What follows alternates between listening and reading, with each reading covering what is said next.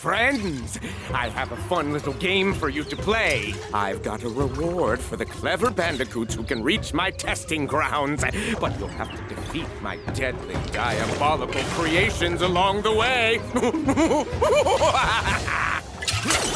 Crash Bandicoot is back with a vengeance. Hot on the heels of 2017's Crash Bandicoot Insane Trilogy and last year's Crash Team Racing Nitro Fueled, comes Crash Bandicoot 4 It's About Time.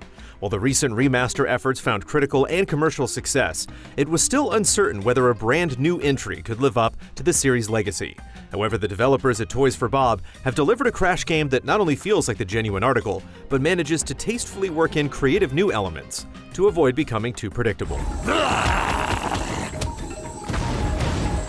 Similar to its predecessors, Crash 4 takes you through 10 themed worlds, each with a handful of levels full of challenging platforming and perilous obstacles. The game does a fantastic job of continuously introducing new gameplay mechanics, while never failing to come up with clever sequences that keep you on your toes from start to finish.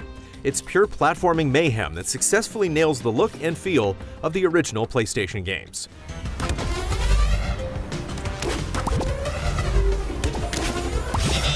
Though Crash 4 is incredibly challenging, it does offer some reprieve to help make the game somewhat more manageable. Rather than being forced to deal with the old-fashioned style of having to restart a level after losing all your lives, you can select the new Modern mode, which allows you to restart from any checkpoint in a level as many times as you need. Given how brutally punishing some of the later levels get, Modern mode definitely makes the game more accessible while still providing a meaningful sense of accomplishment.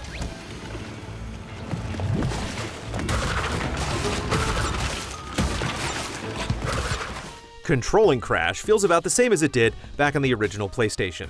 While this serves as a testament to the authentic feel of this sequel, it also raises a few control issues at times.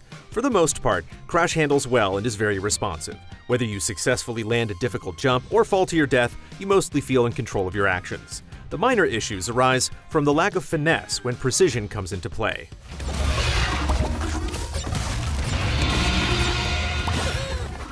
Judging depth or distance can be frustrating in some segments, especially the on-rail sequences, and the chase sequences which have you running toward the camera. To its credit, Crash 4 offers the option to display a circular aid below your character to better see where you'll land after a jump. It's another way the game alleviates some of the headaches that hinder the fluidity of the gameplay.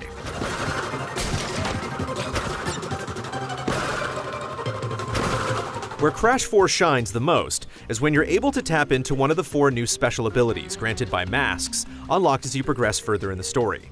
Each mask provides a special skill that significantly alters gameplay, such as being able to toggle the appearance of platforms, slowing down time to navigate otherwise impossible areas, and even changing gravity.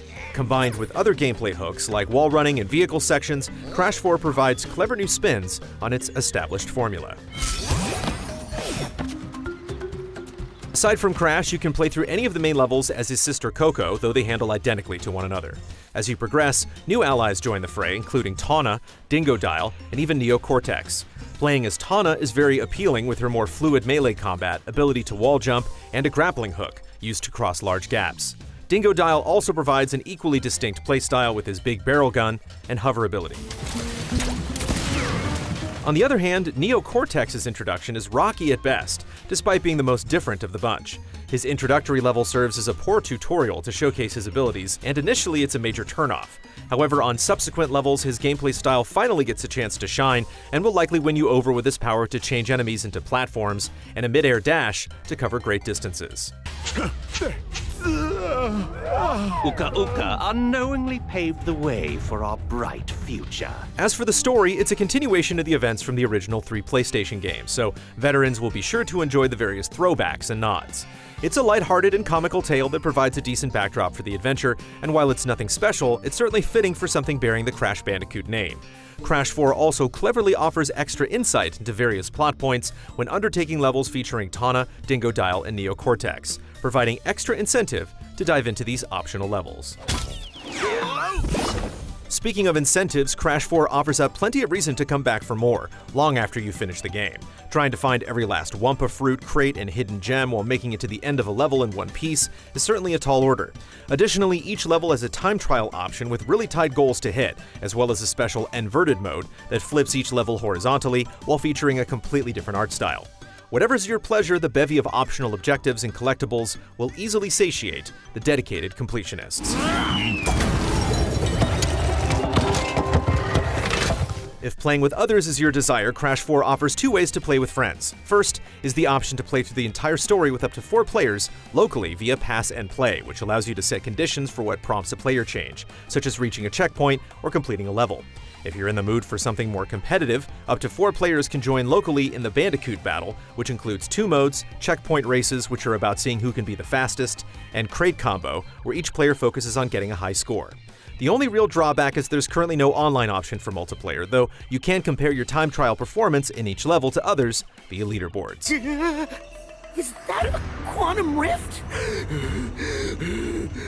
It appears to be a door between dimensions. Yes, the kind we keep shut. Despite appearing simple at first glance, Crash 4's visuals impress in several instances. The vibrant sights and sound of New Orleans Mardi Gras are vividly reimagined in one level, while another area showcases mystic dragons set against picturesque vistas of pagodas rising high into the misty night sky. It's a pretty game, but that beauty comes at the cost of long loading times at the start and end of a level. The musical score is a decent effort, but it lacks any real standouts and fails to rise above mediocrity. Crash Bandicoot 4 It's About Time lives up to its namesake. It's been a long wait, but Crash returns to form in the sequel with wonderful new additions. It doesn't redefine the genre or really strive for innovation, but rather embraces some brilliant ideas first seen in its contemporaries while remaining meticulously true to the classic style of the series. The difficulty can be frustrating, but even if you don't see and do everything, this is still a highly enjoyable platformer that marks a new high point for the series.